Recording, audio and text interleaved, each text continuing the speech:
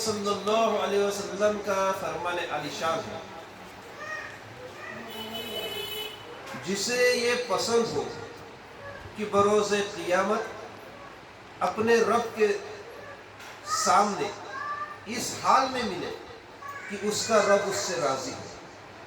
جسے یہ پسند ہو کہ وہ اپنے رب کے سامنے اس حال میں ملے کہ اس کا رب اس سے راضی ہو، تو اسے چاہیے کہ وہ مجھ پر کثرت سے درود و سلام پڑھا کرے. سبحان اللہ. چاہتے ہیں نا آپ بھی، ہم بھی چاہتے ہیں، آپ بھی چاہتے ہیں کہ ہمارا رب ہم سے راضی ہو جائے.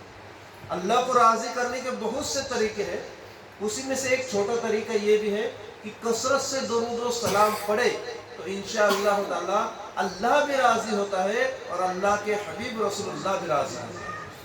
تو چھوٹا سا عمل ہے، بس اپنی زبان کو جنبش دیتے رہیے، جب جب فرصت ملے درود شریف پڑھتے رہیے، خدا بھی راضی ہوگا، خدا کے رسول بھی راضی ہوگا.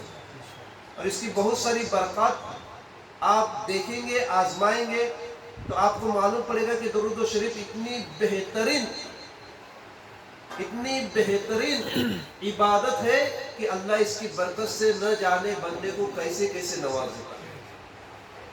چنانچہ ماہ مبارک محرم الشریف کا مہینہ، اور اس مہینے میں سب ایمان والے جانتے ہیں کہ محرم کی 10 تاریخ کو میدان کربلا میں جو حق اور باطل کی لڑائی ہوئی، یقیناً حق والے شہید ہوئے، لیکن اللہ تعالیٰ نے ان کے مرتبے کو اس دن سے لے کر قیامت تک کے لیے بلندیاں عطا فرمائی.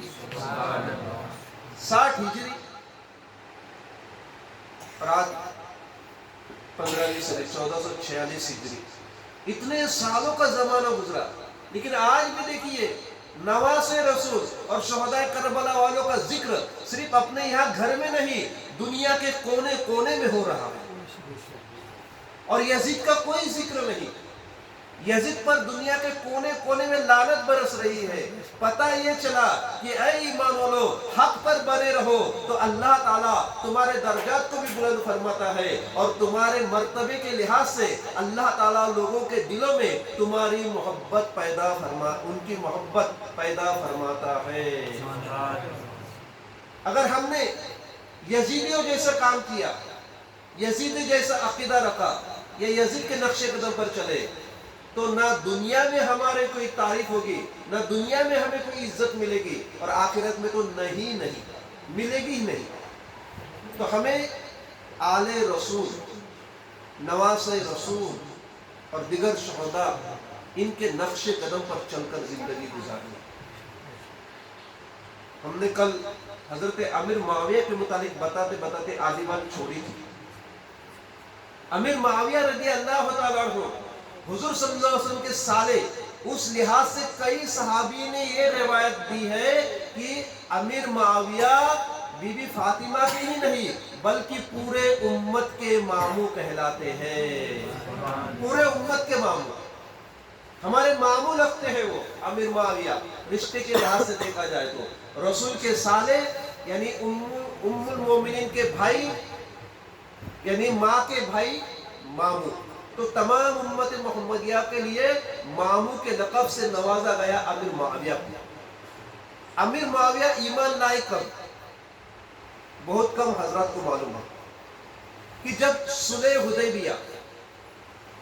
حدیبیہ کے دن حضرت امیر معاویہ نے ایمان لائے، لیکن مکہ والوں کے ڈر سے حالات بہت نازک تھے، آپ نے اپنے ایمان کو ظاہر نہیں کیا. جب مکہ فتح ہوا تو امیر معاویہ نے اپنے ایمان کو ظاہر کیا. تو کچھ لوگوں نے اس ظاہری ایمان کو دیکھتے ہوئے یہ روایت کیا کہ امیر معاویہ فتح مکہ کے دن ایمان لائے، لیکن نہیں، اس سے پہلے ایمان لائے تھے صلح حدیبیہ کے وقت، لیکن ایمان کو چھپائے رہے. اسی طرح حضرت عباس کا بھی ہے. حضرت عباس میدان جنگ بدر میں آپ صلی اللہ علیہ وسلم کی ایک غیبی بات سن کر کے ایمان لائے، لیکن انہوں نے اپنے ایمان کو چھپایا. اور جب مکہ فتح ہوا تب حضرت عباس نے بھی اپنے ایمان کو ظاہر کیا. اور جو لوگوں نے ظاہری دیکھا انہوں نے یہی لکھا کہ حضرت عباس حضرت عامر معاویہ مکہ فتح ہونے کے بعد ایمان لائے، لیکن نہیں، عامر معاویہ صلح حدیبیہ پر ایمان لائے، اور حضرت عباس جو ہے بدر کے میدان میں ایمان لائے۔